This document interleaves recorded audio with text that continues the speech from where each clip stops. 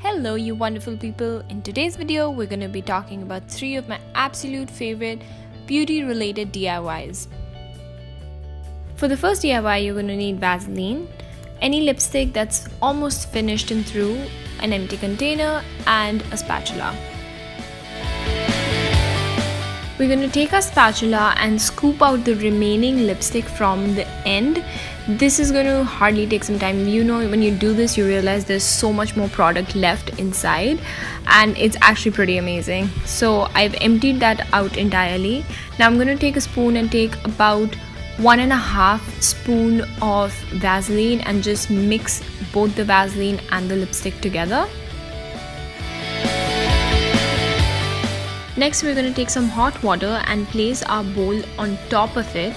We don't want to directly heat the mixture, it's just not the right way to melt the stuff, so this is how we're going to do it. Once you place it on top, you're just going to mix it together and it's slowly going to melt out eventually. Once it's melted, this is what it's going to look like. Once that's done, we're simply going to take our melted mixture and pour it into our empty container. Let that dry for a few hours, and once it's frozen, this is what it's going to look like. And you're pretty much done. You have your own tinted lip balm now. For the next DIY, you're going to need some sugar. I'm going to put in the details of what the quantity is for each of these in the description bar below. Some gram flour and some cinnamon powder. Now you want to be careful how much cinnamon powder you want to use, because the smell can be strong for certain people. Personally, I like it, so I've put about a little more than half a spoon. Now you're simply going to mix all your dry ingredients together. Once that's done, you're going to add a few drops of Johnson's baby oil just to make sure everything is binding together.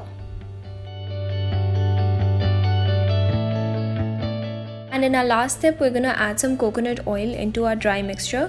Now we all are aware that coconut oil is very good for our skin, so we're simply just going to add little by little as per the required quantity.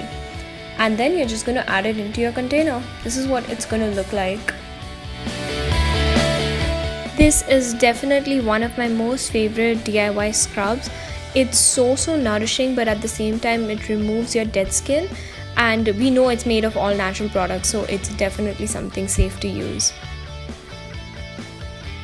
The last DIY is my absolute favorite for getting rid of dry, damaged hair.